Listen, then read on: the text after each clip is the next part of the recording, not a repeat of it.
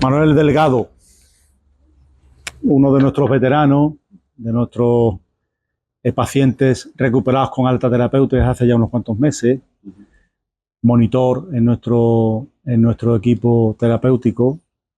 ¿Cómo estás? Muy bien, muy bien. Contento, feliz, vivo, que ya es mucho. Y tranquilo. Muy tranquilo, con mucha paz.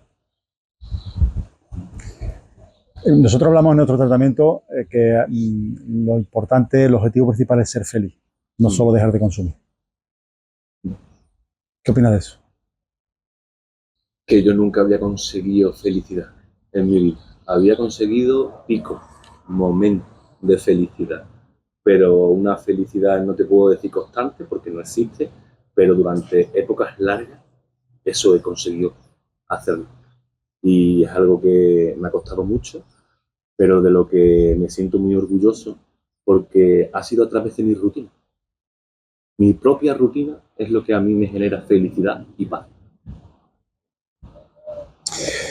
¿Cómo fue tu llegada a Guadalsalos? ¿Cómo fue? Yo principalmente no sabía ni qué tipo de adicción tenía. Cuando llegué yo venía a controlar mi consumo, ¿vale? Yo soy adicto a dos. Tengo una adicción sustancial y una adicción conductual. Mi adicción sustancial es el hashish y mi adicción conductual es el tráfico de drogas. Yo creía que solamente era adicto al hashish. El tráfico es lo que ha movido toda mi vida, desde los 13 años. Entonces, eso es el núcleo de mi persona y del personaje que yo me he creado. Cuando yo llego aquí, llego para intentar dejar de consumir y ser una persona nueva. Pero verdaderamente no me esperaba para nada que fuese a cambiar tantísimo mi vida, un proceso terapéutico. ¿Qué historias contabas para justificar en qué situación estabas, para no dar el paso, para no empezar un proceso de desintoxicación? ¿Cuáles eran tus excusas? La principal excusa es el dinero. Lo que yo generaba del dinero. Generaba muchísimo dinero y podía tener todo. Compraba todo lo que quería, tenía muchísima gente a mi alrededor, claro, porque donde hay dinero, pues toda la gente está alrededor. Y como una especie de, llamémoslo, estatus social muy alto, donde yo me creía que era el rey del mundo. Entonces, esa era mi principal excusa para yo no bajarme un escaloncito y decir, tengo un problema. ¿Qué ha cambiado en tu vida? ¿Qué ha cambiado? Ha cambiado muchísimo todo. Ha cambiado mi vida por completo. Yo he tenido contacto con amigos míos del pasado, después de haber terminado mi proceso terapéutico, y al hablar con ellos me han dicho, ¿quién eres? No te reconozco, no sé quién eres. Y digo, mira, es que soy yo, el que estaba escondido detrás de este personaje que la droga me había generado. Y claro, ¿qué ha cambiado? Mis hábitos, todos mis hábitos, mi constancia, mi sacrificio, mi disciplina, todo ello ha cambiado. Ahora, antes me proponía hacer muchas cosas, nunca terminaba ninguna. Me proponía 50 y nunca acababa ninguna. Ahora me propongo una y la termino, otra y la termino. Y para mí, algo que a lo mejor es muy cotidiano, pero para mí eso era impensable. Y ahora soy capaz de conseguir. Una de las características del adicto, que nosotros siempre hablamos, ¿no? La falta de constancia. Es que es lo todo inmediato, que es lo todo corriendo, pero como las cosas no se hacen de manera inmediata, las abandono. Eso es algo que se aprende también en un proceso de adicciones como el de Guadalsalud. No solo aprendemos a dejar de consumir, que es una circunstancia más, quizás es la consecuencia, pero sí aprendemos a generar paciencia, a saber esperar, ¿no? Yo no sé actualmente cómo serán otros procesos, porque yo solamente he hecho uno. He hecho el proceso con Guadalsalud. Y la verdad es que he tenido muy buenos terapeutas, he tenido personas muy buenas que me han enseñado a vivir y a pensar. Eso es algo que creo que es principal. Cualquier centro puede valer para una desintoxicación, para tú dejar la droga. Pero eso es momentáneo, eso son 20 días, 21 días, 2, 23, te desintoxicas, ¿no? pero el crecimiento personal, la madurez que yo he adquirido, eso no lo habría, bueno, no lo he adquirido con ningún proceso porque no lo he probado, pero esto es lo que a mí me ha salvado una vida. Entonces, Guadalsalud, aparte de quitarme la desintoxicación, lo que me ha hecho al fin y al cabo es crecer como persona y madurar. Y eso es algo que ni muchos cursos, ni coach, ni nada te lo puede enseñar en ese momento.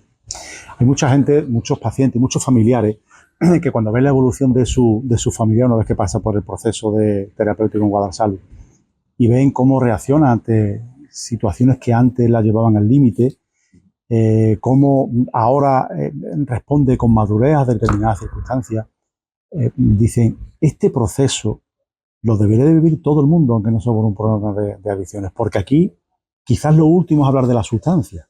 Aquí hablamos de otras cosas mucho más importantes, ¿verdad? Hablamos de infinidad de herramientas que nos cargamos para ello. ¿Cuáles son las herramientas que a ti más te han marcado, más te identifican o más usas de las que se aprenden aquí, ¿no? Una de las herramientas que más uso, ¿vale?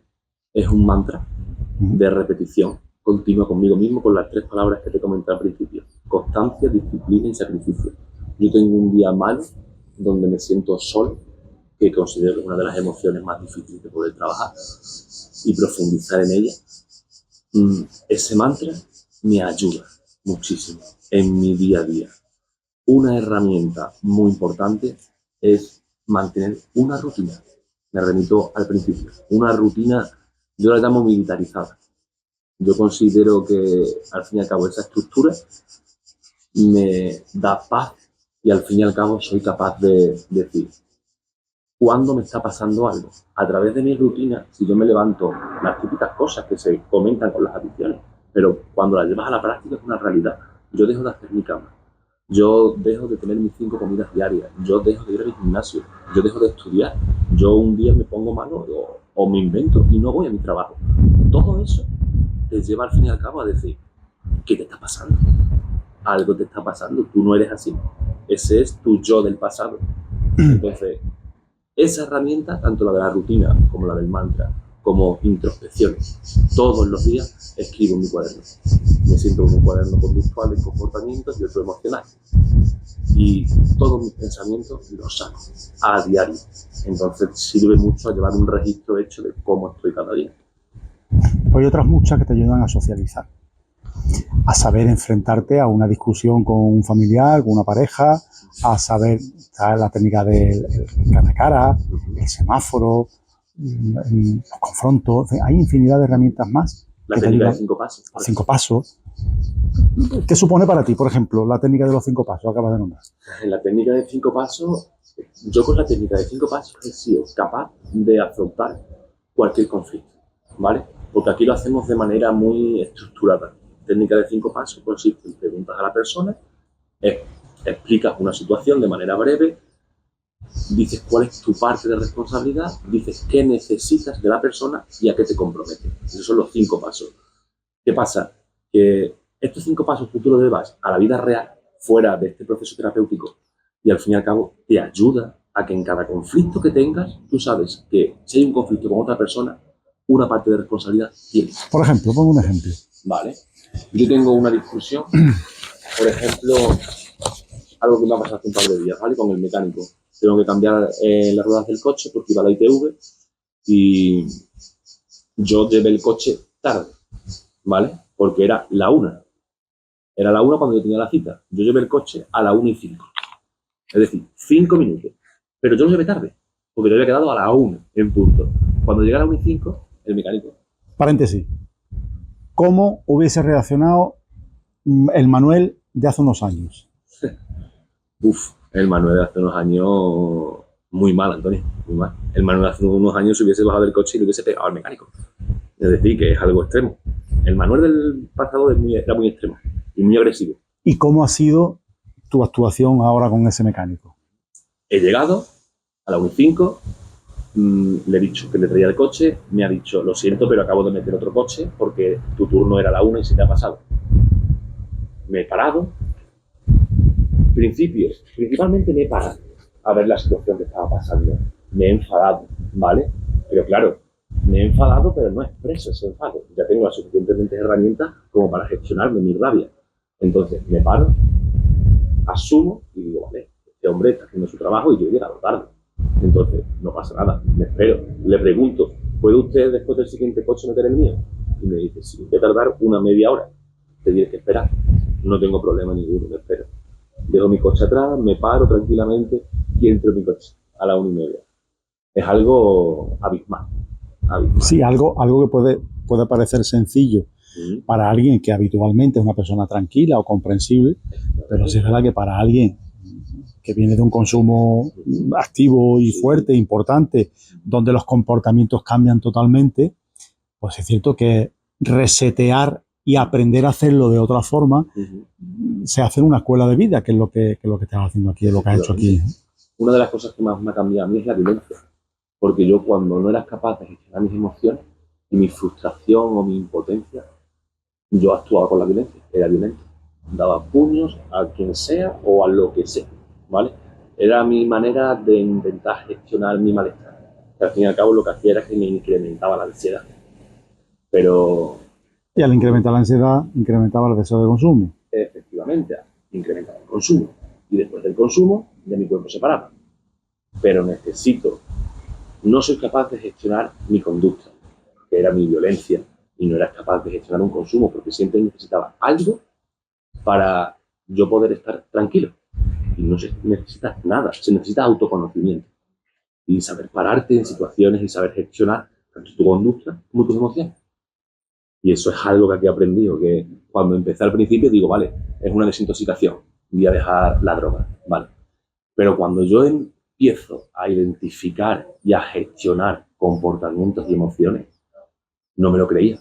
Cuando llegas al principio de un proceso terapéutico, la mayoría de los pacientes lo que decimos es, me quiero ir. O llevo un mes y ya estoy curado.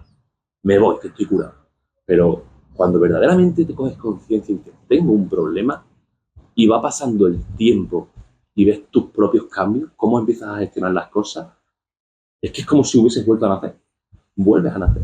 ¿Cuándo llegó en ti ese momento de tomar conciencia de verdad? O sea, esto en el proceso de ingreso puede ocurrir desde el principio, puede ocurrir a la mitad. ¿Cuándo y qué fue lo que te hizo a ti ver que efectivamente estabas en el lugar donde tenías que estar?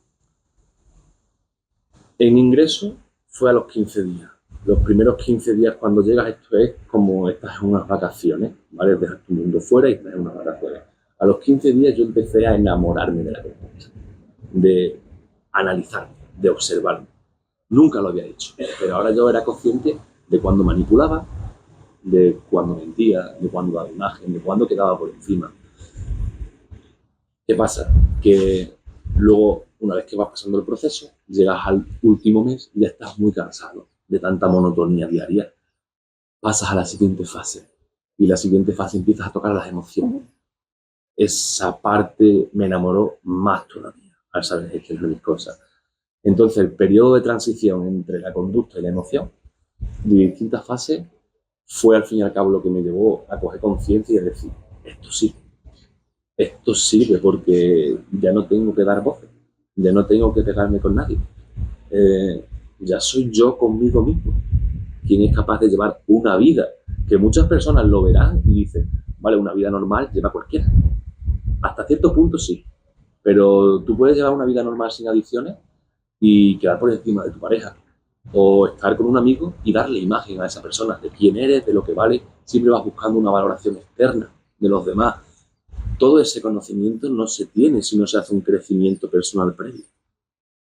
¿Cómo fue tu primer contacto con Guadalsalud y por qué fue ese primer contacto? Mi primer contacto con Guadalsalud. Mi primer contacto fue a raíz de mi familia, a raíz de mi prima. Yo soy hijo único. Yo no tenía vínculo con mi familia desde hace 10 años. Estaba destrozada.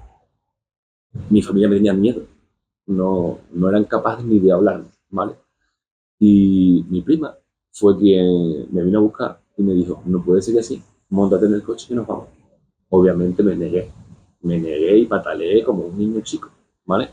Pero me dijo, no tienes otra, Manuel, o te montas en el coche o a mí, que es la única persona que es capaz de decirte las 4 cosas a la cara, me pierdes también. Entonces cogí y llegué al centro. Cuando llegué al centro, una persona, ¿qué pasa? Que tenemos muchas etiquetas y muchos estigmas de lo que son las cosas. A mí me hablan de un centro de desintoxicación y por el mundo en el que yo me moví en la calle, yo lo que me imaginaba es que iba a ser un estilo presidiario. Que iba a haber aquí personas con lo típico que se dice. Un compañero mío lo dijo una vez aquí en el trabajo y decía, te pensabas que aquí íbamos a estar con los dientes picados y con un chándal. Que esto iba a ser al fin y al cabo una adicción. Y no es para nada, es persona completamente normal, es decir, familia de la alta sociedad, de los más grandes y de las peores. Es decir, es una mezcla de personas que no son capaces de gestionar su vida. Esa fue la primera impresión que yo entré aquí, que estaba muy equivocado la imagen que me había creado en mi cabeza de lo que es un centro de desintoxicación. ¿Qué le explicaría que es un centro de desintoxicación a alguien que, como tú, Le, está... le explicaría que es una familia, que es algo que nunca me hubiese imaginado. Que he podido contar cosas mías en grupos de autoayuda que nunca había contado. Que ni a mi mejor amigo lo había contado, ni a mi pareja, ni a mi familia, nunca lo había contado. Es un espacio seguro, donde tú puedes expresarte libremente y lo más importante, sin que nadie te juzgue.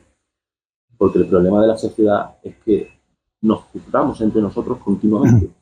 Este espacio no, este es un espacio protegido para nosotros, para poder reflexionar, para poder encontrar quién eres y cualquier mínima duda, cualquier mínimo problema que te ronda por la cabeza, lo hablas y cualquier persona que está a tu lado te ayuda.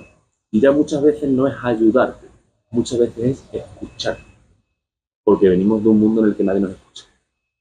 Y eso fue una de las cosas que más me impactó al entrar. Alguien que te está viendo, que te está escuchando, podría decir, bueno, en definitiva, yo que lo único que hago es beber alcohol o consumir una u otra sustancia, o un familiar que dice, oye, si el problema que tengo con mi padre es que bebe, ¿qué tiene que ver eso de que contar y hablar y soltarse? ¿Por qué es eso importante? Es importante porque muchas veces cuando nosotros consumimos por una adicción, ¿vale? Que es un consumo al fin y al cabo impulsivo y obsesivo, que cada vez que estamos mal, lo único que queremos hacer es tapar ese dolor. Y lo tapo pues, con alcohol o lo tapo con cualquier tipo de sustancia. Y entro en un bucle y una rueda. Y mañana lo dejo. Mañana lo dejo, mañana me paro con mi mujer, mañana le explico que no puedo seguir así. Pero llega mañana y vuelve a ser lo mismo. Y vuelve a ser lo mismo. Y nunca va a llegar ese momento que nosotros esperamos en nuestra cabeza para poder decirle a un familiar, necesito ayuda. Ese es otro de los principales casos, que no sabemos pedir ayuda. Nadie nos ha enseñado a cómo se pide ayuda. Entonces nos cargamos con una mochila en nuestra espalda y creemos que podemos con todo el mundo, pero no podemos con nada. Lo único que podemos es con nuestra tumba, que nos la vamos cavando cada vez más grande. Claro, nosotros siempre decimos que cuando un adicto consume, no cuando una persona consume, sino cuando un adicto consume, lo hace siempre, siempre porque hay un motivo de fondo. No es simplemente por una adicción a la sustancia, sino porque hay un motivo de fondo que hay que trabajar. A veces ese motivo se identifica, alguien lo puede traer muy identificado por trauma, por una situación, un duelo, una situación concreta. Otras muchas veces no sabemos de dónde viene ese problema, pero es que hay un problema de fondo que es importante. Es importante tenerlo en cuenta y saber que nadie consume y no puede parar de consumir solo porque le gusta el alcohol. No, detrás del gusto, que siempre es el ejemplo que pone cualquiera, a mí es que me gusta, yo hago esto porque me gusta, pero realmente está tapando. Efectivamente, está tapando, en mi caso, yo con 13 años empiezo a traficar, ¿vale? Muy pequeñito, yo no sabía nada de la vida, pero ahí empiezo a meterme en un mundo de gigantes. ¿Por qué? Por un problema relacionado con una carencia relacionada con la inferioridad. Yo veo a todo mi círculo, a mis iguales, y veo que todos destacan en algo. Destacan en estudios, destacan en deportes, pero yo quiero destacar en deportes, quiero destacar en estudios, pero no me veo lo suficiente. Entonces, ¿qué hago? Digo, me voy a meter aquí. Este es un mundo que a todo el resto le da miedo y aquí voy a destacar. Y ahí empiezo. Entonces, empiezo verdaderamente en el tráfico y empiezo a consumir debido a esto, debido a un sentimiento de inferioridad. se va incrementando con el paso del tiempo, en mi caso, con traumas que vas arrastrando, con duelos. Los duelos son muy importantes, en mi caso fue el de mi abuela. El duelo de mi abuela después de 8 años, yo pensaba que estaba más que cerrado, y para nada. Yo cuando entré aquí en comunidad, Antonio, yo llevaba 5, 6, 7 años sin llorar. Yo no recordaba lo que era llorar, echar una lágrima. Me había vuelto un bloque de hielo, ¿vale? La primera vez que lloré fue aquí, estando en Guadalsalud en comunidad, y al pasar 2 meses de tratamiento en internación, empiezo a llorar. ¿Cómo lo hago? Con una reflexión que estuve escribiendo sobre mi abuela. Eso fue increíble. Ahí me ayudó mucho Ana. Ana fue quien vino de repente un día y me dijo... Es más, Ana fue quien me descubrió a mí mi problema con el tráfico. Porque yo quería que yo estaba aquí por mi consumo. Me dijo, no, Manuel, tú hasta que no cierres esto, tu vida no va a cambiar. Y hasta que no arregles esto otro con tu abuela, que me dijo también, no es el momento, porque no es el momento de que lo hagas ahora, pero como buen adicto lo queremos todo ya. Entonces me dijo, pero llegará el momento donde lo puedas trabajar. Pero como soy buen adicto y soy muy cabezón, pues yo me quise poner a indagar, y de repente un día, una noche, haciendo una reflexión, puse a llorar. Y me asusté y todo. Me asusté, bueno, tuve un dolor de cabeza increíble, me dolía muchísimo la cabeza. Pero costó y al fin y al cabo no somos conscientes de todo lo que tapamos. Consumimos mucho y decimos que nos gusta el consumo, vale, pero verdaderamente no somos conscientes de todo lo que estamos tapando. La sustancia, cualquiera, de la sustancia, incluso los comportamientos, llegan a neutralizar nuestra capacidad de sentir, nuestra capacidad de emocionarnos, nuestra capacidad de que algo nos duela o algo nos alegra. El adicto se convierte en una persona plana, insensible, dura. Pero eso cambia. Sí. Eso cambia. Eso llega un momento en el que aparecen las primeras lágrimas, que aparecen los primeros sentimientos. Es importante para eso que... Para eso es importante dejarte llevar, guiarte de profesionales, cosa que yo en mi caso nunca había hecho. Yo creía que era el rey, yo creía que sabía todo. Entonces nadie podía venir a decirme nada. Hasta que tú no bajas los brazos y te das cuenta de que tienes un problema, y después de que tienes un problema, que tienes muchas cosas tapadas que tienen que salir, que no puedes estar siempre triste o alegre o con rabia, o que no puedes estirarte 7 años sin llorar, porque es que no es natural en la persona. Entonces es importante que te dejes llevar por los demás y que seas consciente de que no sabemos nada, de que la mayoría de personas no sabemos nada. Simplemente, una de las cosas más bonitas que aprendí, aunque me desvíe del tema, pero es el aprendizaje. Ahora tengo una curiosidad de aprender todo lo que no sé. Por ejemplo, uno de los hobbies que aprendí aquí es el amor por la literatura. Nunca antes había leído un libro, ¿vale? Siempre me los leía obligado. Siempre tenía facilidad con las lecturas y demás, pero nunca me había enamorado. Ahora tengo una biblioteca en casa inmensa. Todos los días no paro de leer y aprender cosas nuevas. Y eso es algo que también me ha regalado mi proceso. Y algo a lo que le estoy muy, muy agradecido.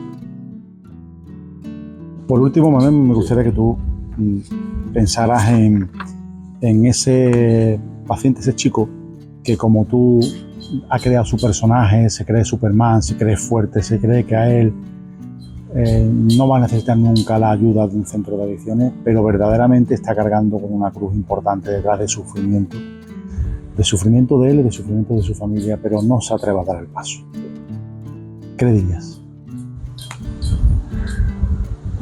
Lo primero que le diría es que si no pides ayuda, esa cruz que llevas a tu espalda y esa cruz que lleva a tu familia os acaba aplastando y os entierra. Y la vida es muy bonita cuando se sabe vivirla bien, ¿vale? El problema es que la mayoría de veces no sabemos cómo vivirla, no sabemos cómo pedir ayuda. Entonces, si estás mal y estás sufriendo, yo no te digo que hagas un proceso terapéutico, pero por lo menos intenta. Pruébalo. porque a lo mejor hay un clic en tu vida que te cambia por completo tu forma de pensar, de sentir y de ver el mundo. Y sobre todo, que tu familia también se lo merece. Que la familia sufre mucho por nosotros. Creamos mucho caos en todo nuestro entorno y en nuestro alrededor. Y se merecen ser felices, como nos lo merecemos nosotros mismos. Eso le diría. Qué bonito, Manuel. Pues está dando un testimonio fantástico que yo creo que va a ayudar a muchas personas que deben a dar el paso. Oye, y agradecerte también que seas capaz de abrirte a que cualquiera pueda ver y conocer un poquito más sobre el interior de ti que tanto te costó soltar y que llegado aquí al centro de ingresos de Guadalsalud fuiste capaz de abrirte y de soltar y de ganarte en humanidad, porque realmente aquí ganamos en humanidad, en humildad, compartiendo y soltando tu malestar, ganas mucho en humildad, en paciencia, en valores en definitiva, que eran carentes en tu vida anterior y que ahora pues los llevas a gala, ¿no? Era inexistente. Los valores eran inexistentes. Yo no sabía ni qué significaba la palabra valor. Y ahora tengo muchos valores, muchos, y afianzados. Y los practico a diario. Eso es muy importante. Y lo que necesites, Antonio, yo estoy muy agradecido con esta familia. Estoy muy agradecido con Guadalsalud, porque me ha salvado la vida. Porque me ha hecho coger conciencia, me ha hecho comprometerme.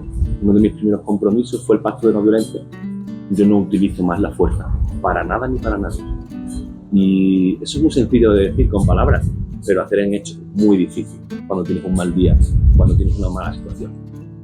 Pero estoy agradecido porque me habéis dado la vida y aprendí a vivir. En Guadalsalud sabemos cómo ayudarte.